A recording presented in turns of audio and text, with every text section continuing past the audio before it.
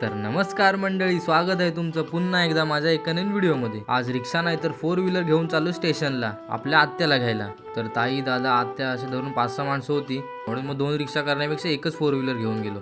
स्टेशनला गेलो तितक्यात आली गाडी, लेटच झाली होती। तर बॅगा बिगा टाकलेल्या गाडीत आणि निघालेलो। तर ही आहे आपली भाची त्रिशाबाई।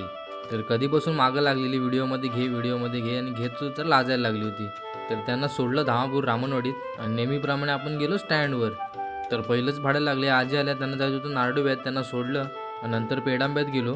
तर अशी दुपारपर्यंत बारीक सुरीक मोठी सोटी भाडी चालूच होती आणि आलो दुपारी घरी जेवायला। बघितलं तर बाबा आमचा आंबे खात होता। तर बाबा आपला आंबा लवर आहे, आंबा लय आवडतो त्याला, बघा कसा खातोय तो आणि सोबत मस्ती पण। कसा लागतोय? गोड लागतोय?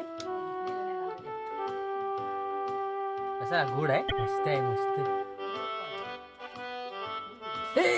पुण्यातला खा ना, तो खा। बघ सांगतोय हो सगळं,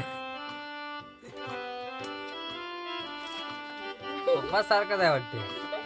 पुण्यातला खा ना, मस्त आहे, मस्त आहे।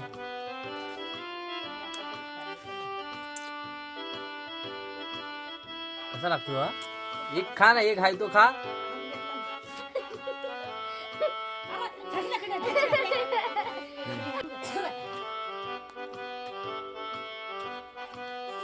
मा नको, तू खा।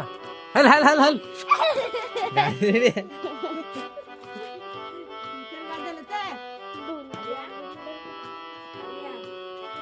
टाकतो बघ YouTube वर।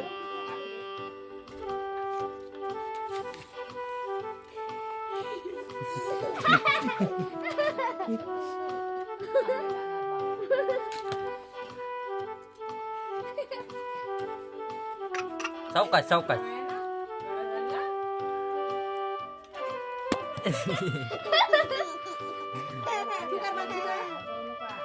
चाल तू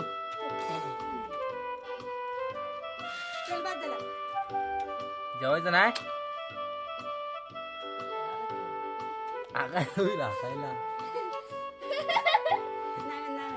तर भावाचा काय आंबा खाऊन होत नव्हता। तर मी गाडी काढली, तसंच गेलो डायरेक्ट सर्व्हिसिंग सेंटरला गाडी धुवायला। तर आपल्या गाडीला आता माझ्याकडे आलेलं 1 वर्ष पूर्ण होते, म्हणून मग म्हटलं जरा धुवूया, मस्तपैकी पूजा बिजा करूया। तर घरी आलो, हारबीर घातला, पूजा केली। तर आज आपण या धंद्यात उतरलो, त्याला 1 वर्ष पूर्ण झालं होतं। तर गाडी सेकंड हँडच घेतली होती। तर गाडीबद्दल तसं काय एवढं मला माहीत नव्हतं, फक्त गाडी घ्यायचं एवढंच माहीत होतं। तर कुठून कशी का होईना योगायोगाने ही आपल्याकडे आली। तर तिच्यामुळे आज मला 4 लोकात ओळख निर्माण झाली। पैसा तर कमवलाच, त्याच्यापेक्षा जास्त माणसं कमवले। तर हे शक्य झालं फक्त हे आपल्या गाडीमुळे। तर चला आजच्या पुरते एवढंच, भेटू नेक्स्ट व्हिडिओमध्ये। तोवर काळजी घ्या, टाटा बाय बाय।